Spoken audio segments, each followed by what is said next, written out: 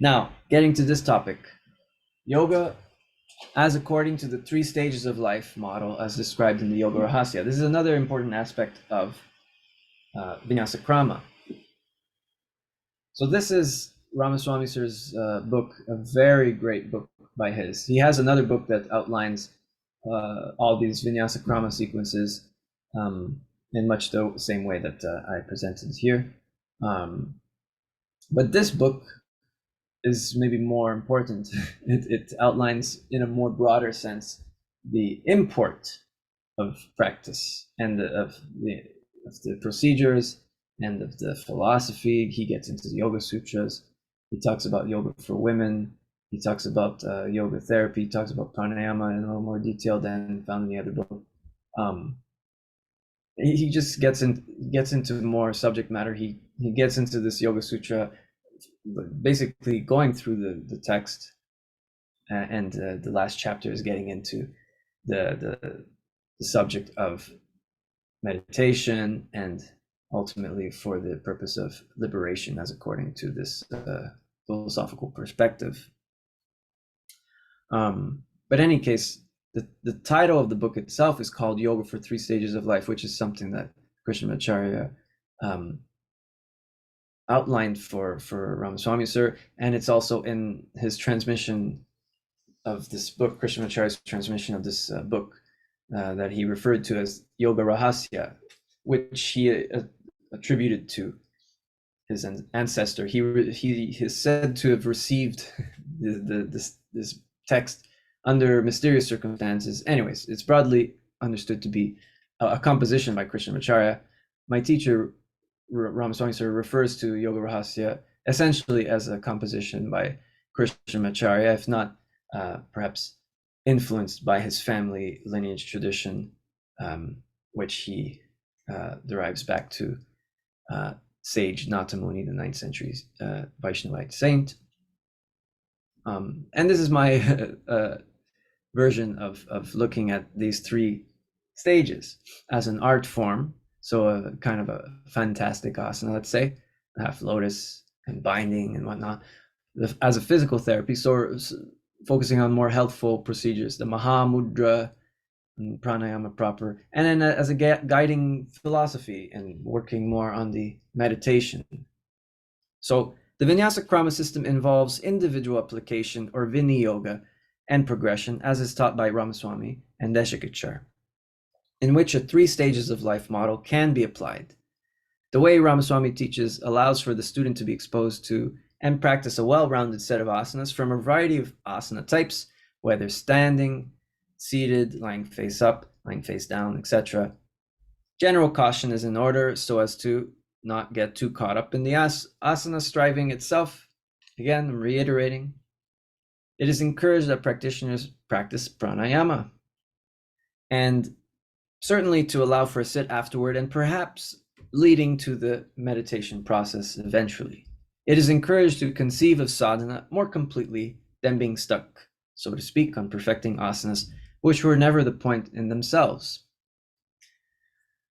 So again, maybe some people are less interested in pranayama, less interested in meditation, but hopefully hearing of the import of pranayama, the health implications, this health giving aspect, the subtle profundity of working with the breath in this manner, it's profound practice. Hopefully this might give some interest for people to engage genuinely in such an important practice and in meditation proper. A lot of people nowadays are actually interested in meditation, but they don't often link their asana practice necessarily with pranayama and meditation. But this is the krama that we see in Krishnamacharya's teachings, that to sit for meditation likely requires some preparation. It can be difficult to sit and have an effective meditation without due preparation. So Krishnamacharya teaches that there's this krama one can follow, which essentially is following what Patanjali laid out in the Yoganga, the yoga anga, the limbs of yoga, asana, pranayama, and then pratyahara, dharana, dhyana, samadhi, and of course with these prerequisites, yama, niyama. There's a progression built into this, you know. So, like I said, the gunas, the qualities of nature, it's all the asanas expending the excess kinetic energy, the systemic excess kinetic energy, the pranayama. So if you're trying to sit for meditation without due preparation, maybe your mind is jumping all over the place. This is a sign of rajas. If you're falling asleep, maybe that's a sign of tamas. So asanas, pranayama, they're designed to work on these two gunas respectively, so that sattva is allowed to rise, which is this aspect of mental clarity, which makes for more effective meditation as such. Now, as far as the three stages of life are concerned, if you broadly divide your life into three parts, there's the early stage of youth, where one is encouraged to practice a lot of asanas, perhaps some fantastic asanas if they're applicable to you, or developing toward them, because they're designed to encourage growth, strength. Whereas in the middle stage of life, one becomes a householder, has worldly responsibilities, and the focus can shift rather to spending more time and focus on the healthful procedures, such mudras and pranayama. Whereas in the later stage of life, maybe one has retired, has less responsibilities, or they have completed their worldly responsibilities and duties, and they can devote more time to philosophy and meditation. Not to say that a youngster wouldn't be exposed to the concept of meditation, like children of age 7 are in India are initiated into ritual mantra recitation, which also involves preparation of some pranayama as well. So even children of 7 are initiated into this. It's just to say that there's a different emphasis as according to different stages where people are at. Of course, not everyone has to accept this. This is just a general outline that Krishnamacharya was speaking about, that people can benefit from.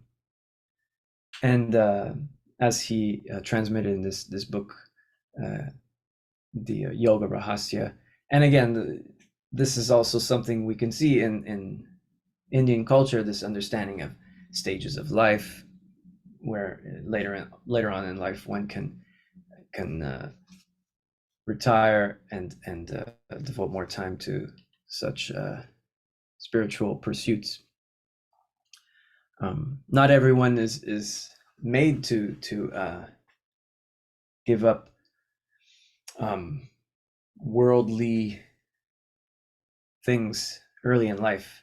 If it's causing a person a lot of distress, then maybe it's not meant for them to be renunciants at 25 years old, you know. So it can be helpful to think to live according to 3 stages of life, and emphasizing what may be more so important to you rather than trying to prioritize certain things. Like again, the fantastic asanas, of course, they're great, and you can see I take pleasure in practicing such procedures, but I'm not forcing at this point. I'm not trying to get the feet to the head and blah blah blah in these back bends, etc. Anyways, just to say, just have the right focus and not be so stuck on asana striving. I gotta get the feet to the head and these back bends. No, this defeats the purpose at this point. Anyways, it is encouraged that practitioners practice pranayama and also allow for a sit for meditation. I'll say that. Anyways, now this topic of having the guidance of a teacher, and I show these terrific photographs of a Westerner, like me, maybe you as a viewer, can relate to it. Like, imagine being such an individual. We mostly hear, although there's this story obviously of Indra Devi, which seems almost exceptional to hear such stories. But anyways, here's another American woman you may not have heard of, Libby Matus, who had the opportunity to study with Sri T. Krishnamacharya for a period of 4 years in the 1960s when she was in her 20s.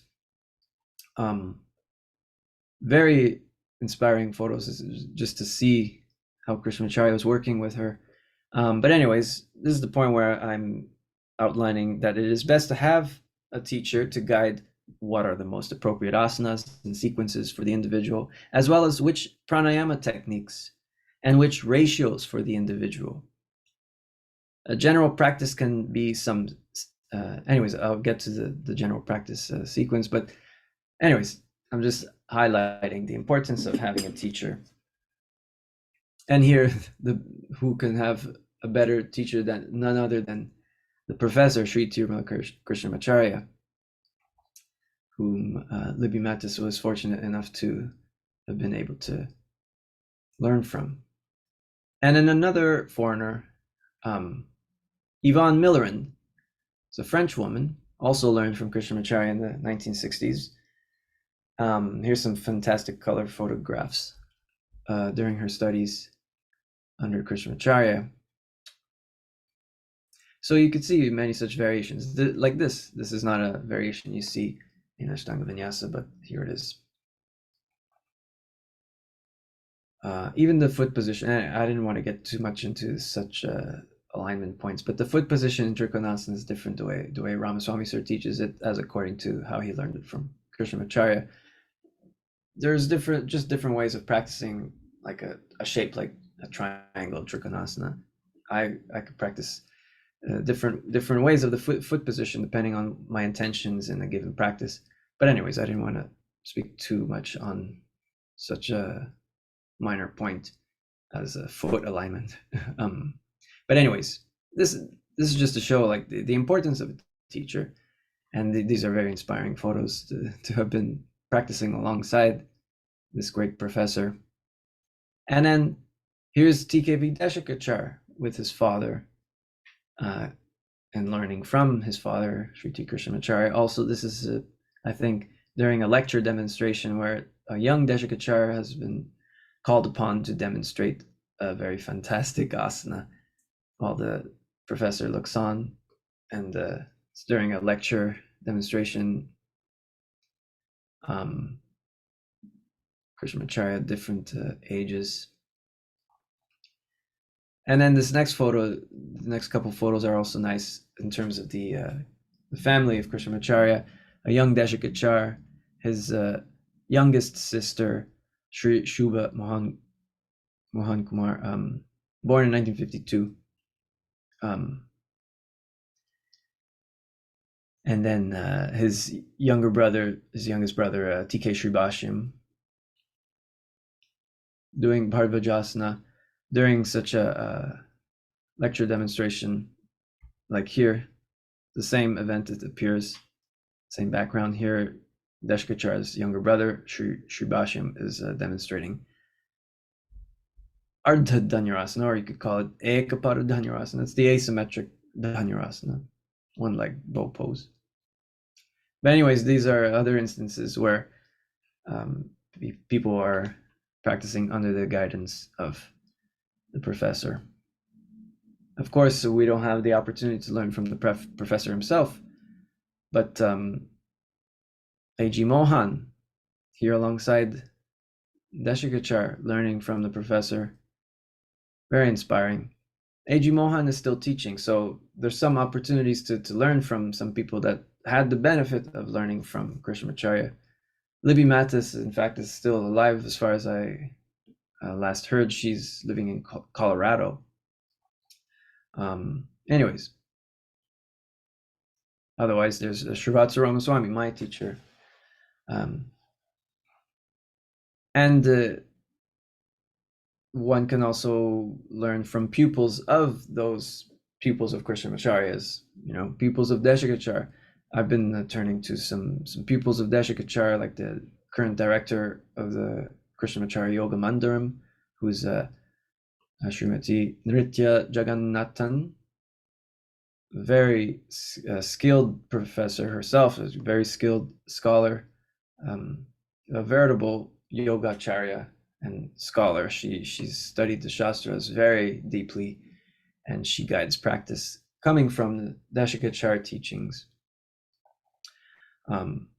Anyways, it's very helpful to get kind of a full picture of Krishnamacharya teachings by understanding Bini Yoga through Deshikacharya's teachings or through A.G. Mohan, and perhaps Ramaswamy Sir's presentation, which is trying to elaborate on the scope of such practices, and understanding that Deshikacharya and Mohan are pulling parts from that scope, functional parts that are applicable to people, but it's from that same scope of the entire system.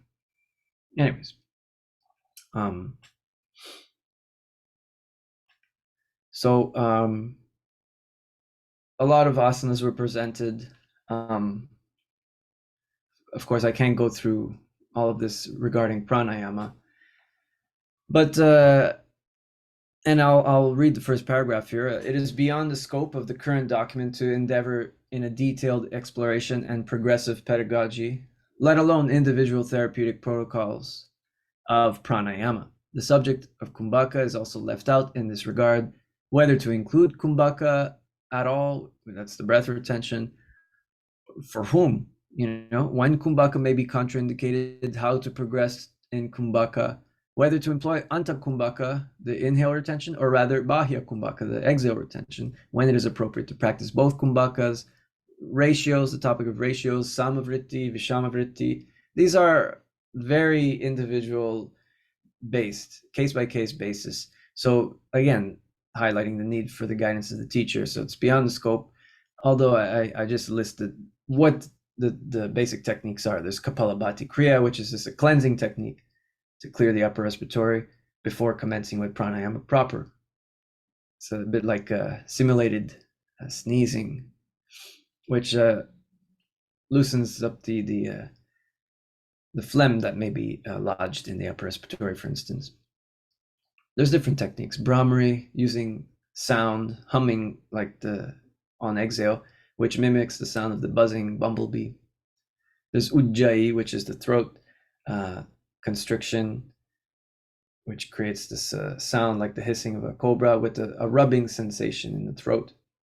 This is what we employ during the duration of our asana practice to control the breathing while we're practicing, because we're regulating the breathing while practicing the asanas. It's not free flow, normal breath. We're regulating the breath, so long as we could maintain smooth breathing without strain. If it's no longer smooth, then we're straining, so we need to adjust. But anyways, Ujjayi is utilized throughout. Otherwise, there's these pranayama techniques once one is sitting for pranayama, using hybrid techniques, alternating nostrils at certain points, and then doing Ujjayi at other points, combining the benefits. Otherwise, there's Surya Bheda, which is emphasizing the inhale on the right side, right nostril, which is highly invigorating, as opposed to always inhaling from the left nostril and alternating on the exhale. Is on the Chandra Bheda, is the moon side, which is a little more pacifying in nature. Shitali or Sitkari, these are cooling pranayamas. They have a specific function in that regard. Nadi Shodhana. Now, as far as general practice sequences, this is a very preliminary practice outlined here. Maybe you just want to get familiar with using the breath in this manner. Start with simple movements, raising the arms, lowering the arms. So inhaling, raising the arms, and exhaling, lowering the arms. Simple movements while lying on the back, which creates more stabilizing as such. And then you can sit up and try perhaps one leg forward bend, a simple one, but maybe not bending forward all the way, just preliminary. This is assuming someone is not flexible at the start. So just getting familiar with the breath and starting the exploration of different asana categories, and of course making time to do at least a few cycles of breath with pranayama, seated pranayama proper. Otherwise, maybe it's an evening practice and one doesn't have the energy to start standing straight away, so maybe they'll start again lying on their back doing some more movements, maybe add a variation, and then maybe you'll have some energy to start standing. So it's not even necessary to start standing at times, it's always a individual basis. Where's your starting point? This is probably appropriate for an evening practice, maybe the first one as well. Otherwise, progressing here as such in the seated variations. So here, Utkatasana can act as a counterpose to this standing forward bend, Parshva Uttanasana, after doing the Uttanasana. But the Parshva Uttanasana is also preparing for doing so in a seated position as such, after having started the practice with supine as such. These two are preparing for the seated forward bending. So after doing this preliminary position, which in fact later on, once you start employing kumbhaka and bandhas, it becomes more rigorous, robust procedure than the simple first phase of a forward bend. But then also doing with two legs, Paschimottanasana. So this is Janu Shirshasana and Paschimottanasana, then a simple counterpose, Chatushparapitam, and make some time for pranayama. Then we have some more variations getting more complex. So here we're taking into account the lateral stretch that we're going to see in the Trikonasana. So this is a manner that we often see with Deshakachar teachings. Standing, supine, seated, with the assumption that one may benefit from preparing for such seated variations through some supportive supine variations. They need not be always followed in this manner. Certainly, one can identify it's helpful in a lot of cases. Even in the Iyengar yoga classes, in fact, often one is called upon to do the Supta Parangushtasana. It's a supine position where you stretch the back of the leg here before then doing some seated forward bending variations as such.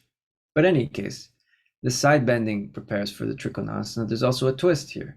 Then we could counterpose that. Then these supine variations, the Supta Parangushtasana, where we're preparing for these for further variations of forward bending. So now progressing in a variation, a Parivriti variation of Janu Shirshasana. So this is getting into that lateral stretch, like we see here, like we see in the Trikonasana. So there's a development. And then, of course, Paschimottanasana and the counterpose. Now, Purvattanasana. Earlier, we saw the Chatushparapitam. And then leaving some time for pranayama. Now, the fourth practice outlined begins to explore such prone positions. So this being the peak. So like Vinyasa Krama, if we're leading to a point and then counterbalancing, we could see this in these sequences. We're developing to this seated position. It's the position itself is referred to as Mahamudra. Then we could follow with Baddha Konasana as a kind of a counter position, then pranayama. Here we're further developing and then following with a counterpose, the positions that occurred in different categories prior, serving towards that end, make time for pranayama. Also these the Trikonasana, etc., these supine positions further serving to progress in the seated positions. If one doesn't need preparation from a supine position, it can be applicable to some individuals to practice standing and then seated straight away, then supine variations to come to rest, and then come sit up and practice some pranayama. Otherwise, this can be applicable to many individuals to actually do supine before seated positions. Anyways, this fourth, we're developing towards the prone position, the first one that I present in these sequences. So now we're exploring the backward arch while standing, then countering that. Then the Virabhadrasana, standing position, which incorporates back arch, maybe a Utkatasana, squat as a counter pose. And now the supine position, because then we get to this Dvipadapitam, which may prepare the back again before taking it in the prone position. There's more support while lying on the back. The prone position becomes more challenging. It's more engaging in the strengthening of the back muscles. So it can have a benefit from preparing in a supine position as well. Then you can counterpose, balasana or child's pose, or with the option of lying on your back, doing apanasana again. Otherwise, to get a well-rounded practice, now we have standing, supine, and prone, and maybe finish off with one such seated variant. It doesn't have to be a deep forward bend after working so much on back bend, just a easy, easeful forward bend followed by its counter pose, and make some time for pranayama. So these are just examples. There's many such ways of organizing one's practice, just having a logic, how we're working. So now, did I skip one? Yeah. Fourth one, now the fifth practice. So what do we see here? We're developing the twisting further. So now some twisting while in the Tadasana sequence. We're trying to get to this seated twist, Ardha Matsyendrasana. There's even Marichyasana that could have preceded it, for instance. But anyways, standing twisting, either in Tadasana or in Trikonasana, then the supine twist, which can verily prepare for the seated twist.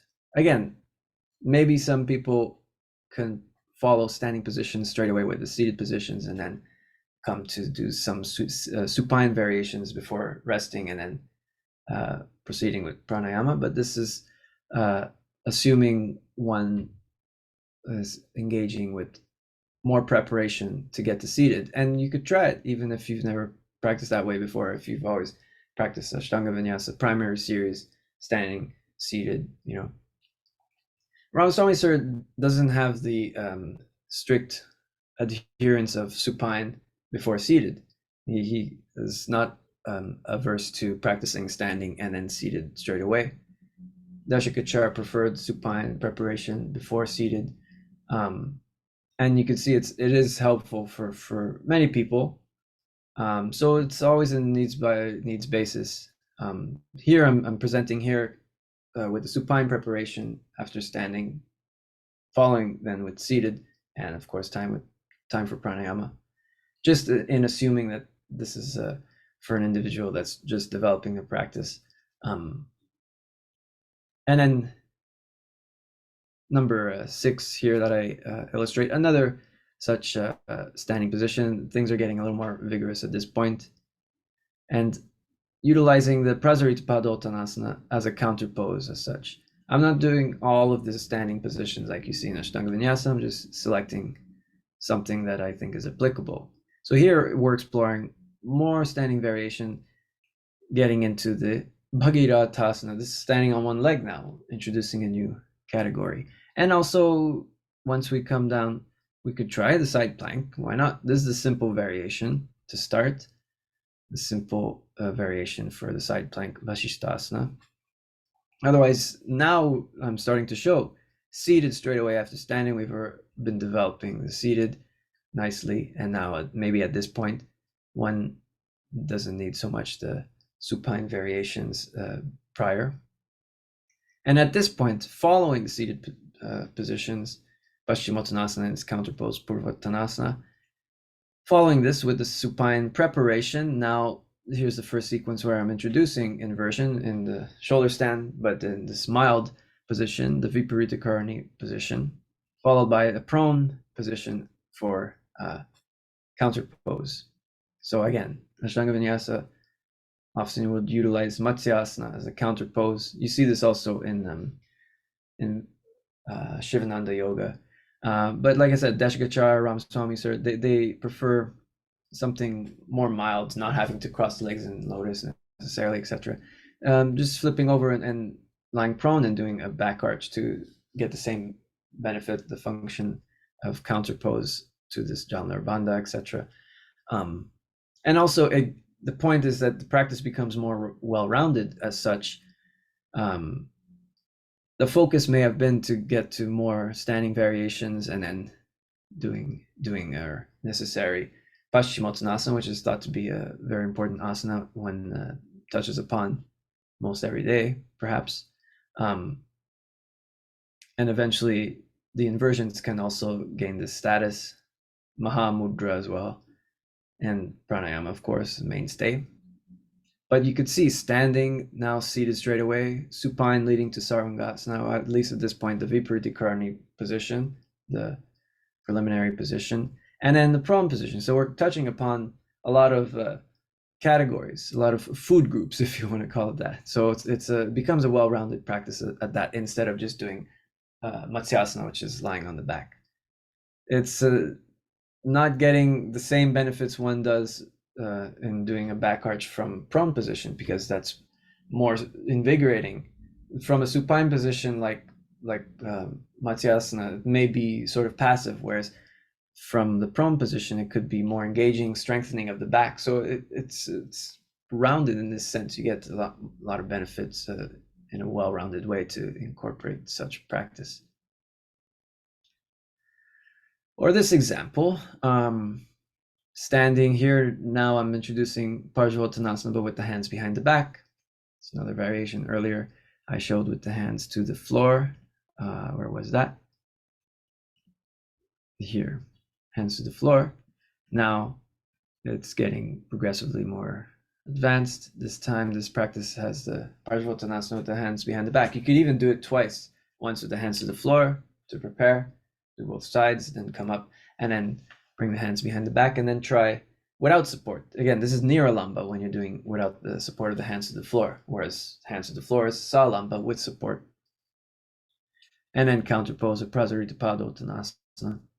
So now this forward bending in the standing position, this is preparing for this sequence now. So this is Triangamukha Ekapada, Paschimottanasana. One leg is in this position, the Triangamukha Ekapada. 3 angles facing, and one leg doing Paschimottanasana. And this, the Vinyasa Krama progresses to Kraunchasana. This sequence is not preserved in the Ashtanga Vinyasa, whereas this pose appears in the second series, separate to the primary series posture of Triangamukha that appears in the primary series. And also this counter pose that, obviously, like I said, it doesn't appear in Ashtanga Vinyasa, but this is what Krishnamacharya is seen in photographs doing, and Ramaswamy sir teaches this as such. So there's this Vinyasa Krama here. It progresses to Kraunchasana, and then you do a necessary counter pose. And the standing positions earlier logically were preparing for this eventual goal. And of course, following with these mainstays, Paschimottanasana and its requisite counter pose, Purvattanasana. Otherwise, supine positions, preparing for standing on the shoulders, first with the preliminary Viparita Karani position, and then the Sarvangasana proper. Of course, everybody's different. This is just a proposed sequence. Everybody has to apply according to their capacity where they're at. And now, trying a different Niralamba Bhujangasana, so the cobra pose without the support of the hands. Earlier, we had the hands to the floor in this variant. Here we started to do without support, hands reaching back without the using them on the floor, and also trying Shalabhasana. So there's a progression there. So standing, seated, supine, inverted, prone, and pranayama. Mahamudra, of course. Then we have standing. So now more variations in Virabhadrasana, getting to the one leg balance with the counter pose, Prasarita Padottanasana. So now a development in the prone back arches, perhaps. So Virabhadrasana sequence was selected specifically to work on developing the floor postures that are back bending oriented. And this is something you see in the second series in Ashtanga Vinyasa, although Bhujangasana does not appear. But yeah, Shalabhasana, different arm variations are possible. You can.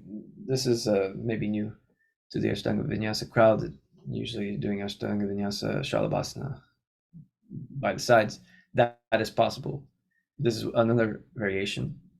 There's so many variations, like I'm saying. Dhanurasana, and then coming to kneeling, you can do a forward bend first as a counter pose, and then do the counter pose to that, which is sort of a baby camel. Helps prepare then to maybe try the full camel pose and then do a counter pose. Then coming to lie on your back, you could do even so bending the knees to the chest. That's a good counter pose. It's kind of like the child's pose, Balasana. And then doing the twist, but from a supine position, can be helpful. In Ashtanga Vinyasa, the second series, one does the Bharvajasana. It's a seated twist after doing such back bends. So twisting after back bending is something that can be helpful after perhaps doing a forward bend first, then doing a twisting. And you could counterpose the twisting with a forward bend, for instance, back to Apanasana. In Iyengar yoga too, often classes that are backbending oriented, there likely would be following with something twisting the spine after forward bending. Then might be a twist. Anyways, these supine positions, in any case, are then preparing for Sarvangasana proper, perhaps not requiring the preliminary position, Viparita Karani position, the preliminary shoulder stand, maybe including more variations now from shoulder stand. And then here I include, since we've already explored so many prone positions, maybe selecting Uttana Padasana as a counter pose. So selecting from the supine group. And then we didn't do seated yet, so Mahamudra stands in that category. So it's a well-rounded practice, regardless, standing, prone, even kneeling, which is a type of seated anyways. But anyway, standing, prone, like back arch, then supine, inverted, and counter pose, and then seated, standing, prone, supine, inverted, and then seated. So you hit upon a lot of different categories. It's well-rounded as such. It's not an extreme seated posture after, because that's the other thing. The second series in Ashtanga Vinyasa can be quite jarring. People are developing through a nice progression in the back bending, getting to a very challenging back bend, Kapotasana. Not everyone can necessarily do that. And then later on in the sequence, leg behind the head, without kind of a Vinyasa Krama progression like you might see in Ramaswamy's presentation, for instance. It can be jarring. I know a lot of people do it. A lot of people take to it. It can work for some people, but it's a very demanding practice, Ashtanga Vinyasa. Here, this is something in a slightly different presentation that may make such procedures more accessible to a certain extent. And now, anyways, continuing, there's only 10 such examples of practices I just threw together for this presentation. So now, some more like a longer standing sequence here, like including more variations, Trikonasana, Parsvakonasana, both the lateral and the twist in Trikonasana, then Parsvakonasana, then Prasarita And now here, the peak of the bell curve, perhaps, we're introducing Shirshasana for the first time. So after standing, perhaps going straight away to supine to prepare for the Viparita Karini position, which again is preliminary this time for Shirshasana as an inversion. And then, like I said, Ramaswamy, Deshkachar, Mohan, Sribasham, they teach that the Shirshasana needs a counterpose. The counterpose is Sarvangasana. So again, that's opposite in Ashtanga Vinyasa. This is the presentation in Vinyasa Krama. And incidentally, Iyengar Yoga also usually follows with the headstand coming before the shoulder stand necessarily. In any case, I follow with some variations now because there's also another progression that's occurring here. We're trying to get to the half lotus for the first time. And it could be helpful to work on the joints while inverted. There's less pressure of gravity on the joints while inverted, so you can work subtly with the bending of the knees and doing these movements with the breath while in the inverted position, which of course with the prone counter pose, and then seated where the half lotus may come more easily at that point. In any case, this kind of a sequence, again, like we saw earlier, Deshikachar's preference for preparing for seated with supine, this is the same logic. And in fact, when Deshikachar includes inversions, it's more or less in this order, in a proposed sequence. He's not saying like this is the only way to practice either, but it's a proposed sequence pathway that Deshikachar gives in his books, where one follows standing with supine, inverted, and then prone as a counterpose, and then falling with seated at the end, followed by pranayama. Otherwise, like I said, we've been doing after some preparation, some maybe weeks of practice, one gets more accustomed. One perhaps might not need supine preparation necessarily for seated variations. So that's different pathways. In fact, Sri Shubha, youngest daughter of Krishnamacharya, in her presentations of Vinyasa Krama often follows standing with seated, then supine. So it's not that it's not in Krishnamacharya's teachings to follow in this manner, as opposed to Deshikacharya's presentation, which more so followed supine before seated as such. Here, supine preparing for inverted, prone, and then seated at the end. So different pathways, different practice pathways, depending on what you're trying to achieve. Here, this is perhaps approaching the half lotus for the first time, so with this due preparation in the inversion, whereas someone that's more accustomed to half lotus might be able to follow standing variations with seated variations, and then only after doing supine and inversion, prone, and then sit up for pranayama or Mahamudra pranayama. And this is the last example I give. So this is the first time I'm introducing arm balancing as such, introducing another variation of the Shirshasana here, the tripod base, to get to the Bakasana, arm balance. So more such Tadasana variations are included.